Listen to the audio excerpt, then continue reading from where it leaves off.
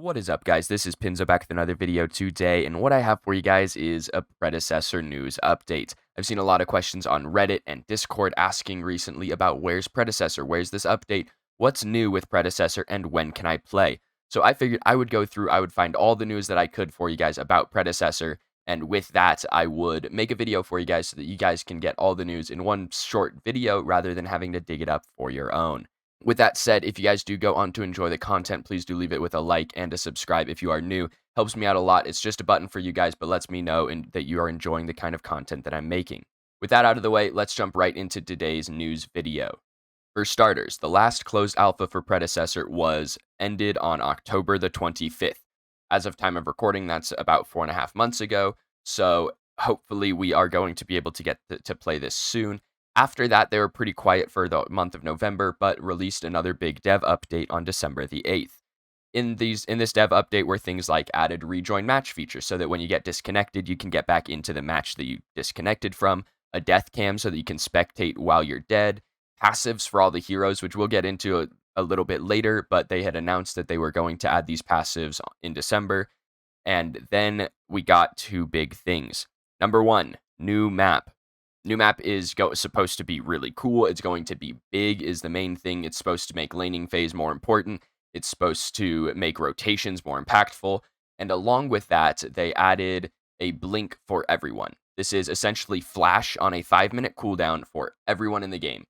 They said that their purpose of this was to give characters like Bellica and Sparrow more access to the vertical mobility on the map. They said that this really increased the way that team fights work, the same as in League, where you're playing your team fights around your flash cooldowns. Whether your carries have flash or if the enemy carries don't have flash, you're going to want to engage or not engage. And I think that it is a really interesting part of the game. I think that's a really cool thing that Omida is willing to add to their game. 5 minutes might be a little long. Once again, we haven't played the game with this.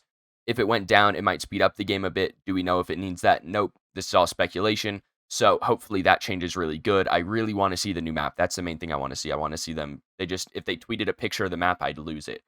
Anyway, moving on from the December 8th dev updates, we got on December 21st, huge news from Omida. They got accepted into the Epic Mega Grants program, which I made a whole video on. And if I remember, it should be at the top right now. And you guys can go watch that video going over the Epic Mega Grants. In short, Epic Games is the owner of Unreal Engine, and they wanted to promote Unreal Engine and let more people work on it that maybe didn't have the funds or were trying to switch from whatever old source they had into Unreal Engine. This was a way of them giving money to their community so that their community could continue to utilize Unreal Engine. And Predecessor, being a game made in Unreal Engine, was one of the people who had applied and gotten accepted for this mega grant. They basically got some sum of money that we don't know, but any money for an indie company is a lot of money. And they are now kind of funded by Epic Games to create this Predecessor game on Unreal Engine. It was a really big thing. I made a whole video on it. Go watch the video. I won't take up more time here, but go watch that video.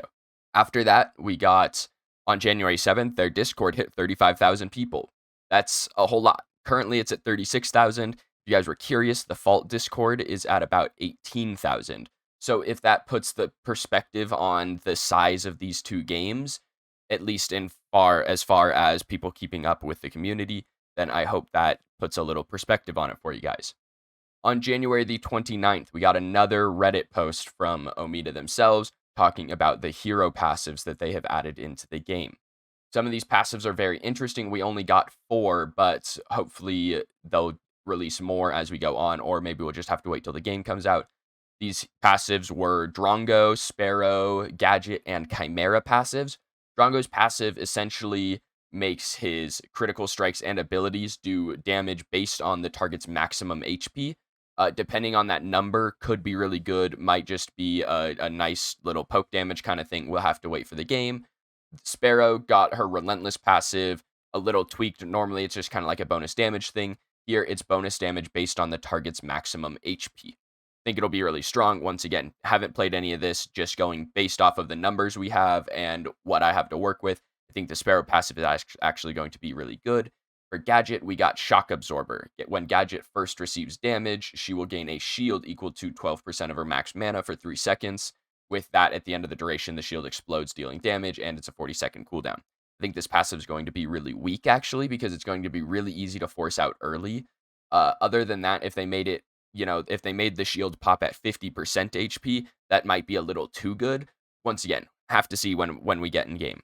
And then the last one we got was Chimera's Spirit Regeneration. This is his classic passive, where as he hits stuff, he gains health regen. He gets some when he kills people. It stacks up to 20 times. At 20 stacks in this iteration of his passive, he gains movement speed.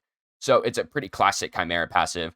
And with that, you guys can tell that Sparrow and Chimera, who had originally had these passives on abilities, will now be gaining extra abilities. We don't know what those are going to be yet. We have no idea what that's going to look like. Hopefully, they're super cool. My fingers are crossed that they end up knocking this one out of the park. But that's actually all the news I've got for you guys. So, obviously, there are a couple unanswered questions. Mainly, what's the big announcement? My best guess is that it would be an alpha announcement, but honestly, it could be something else. The one thing we do know about the next alpha is that it will be free and open to everybody. You will not have to pay, and nor will you need a key. You will be able to get in and play when the next alpha comes around. When that will be is up to the air right now. We don't know when it could be. It could come June. It could come March. Currently, no one knows. It's all speculation, so I'm not going to go out and speculate about it. I'll let you guys think that one over yourselves. What I've done for you guys here is rounded up about the last 4 months of news in Predecessor game. I hope you guys enjoyed. If you did, please do leave it a like. It helps me out a lot. Lets me know that you guys are enjoying the kind of content that I'm making. I really appreciate it, guys. As always, I've been Pinzo. This video's done so. Thank you guys for watching, and I will see you guys in the next one.